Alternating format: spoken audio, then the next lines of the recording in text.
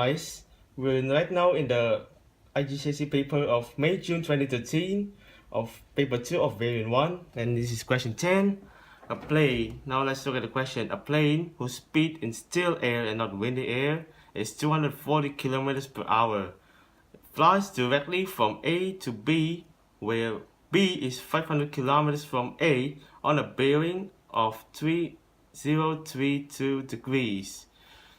There is a constant wind of 50 kilometers per hour blowing from the west.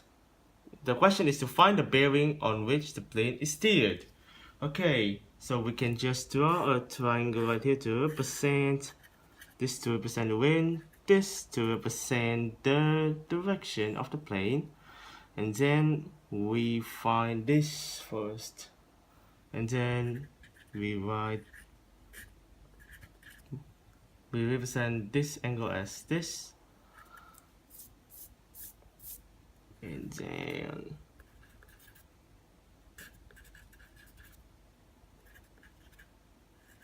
then we calculate this to be 0.84 over 240, and then we multiply it by 50 for both sides.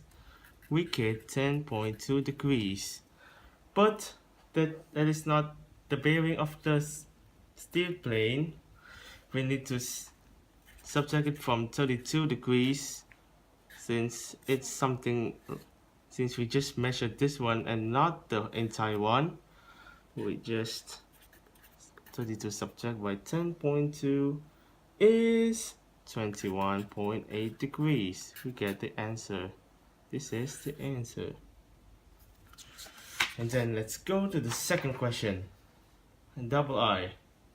Find to the nearest minute the time taken for the flight. Now let's use the cosine rule right here. This is the cosine rule right here. Okay.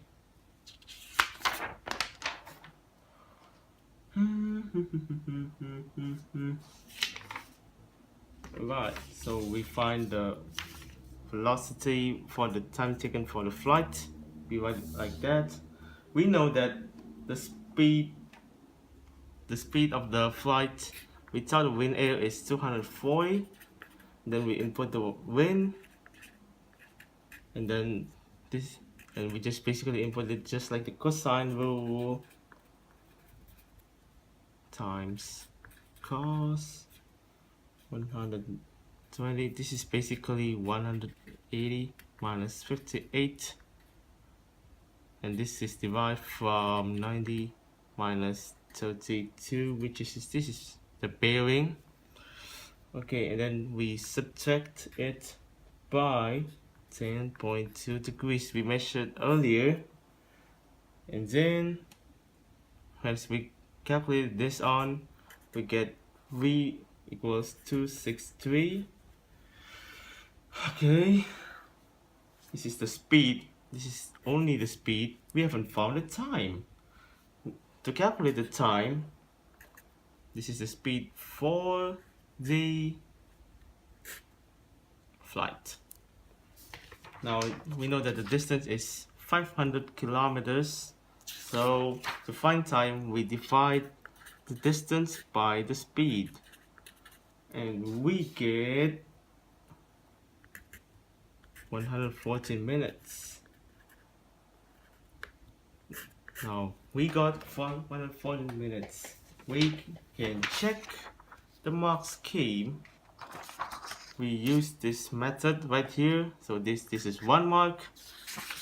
We use this method right here. We deserve 1 mark right here, and then the answer will deserve 1 mark. Now we check the second question. This right here deserves 1 mark. This is 1 mark. We can see right here.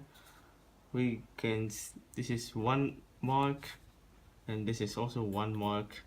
Total of 4. Thank you guys, and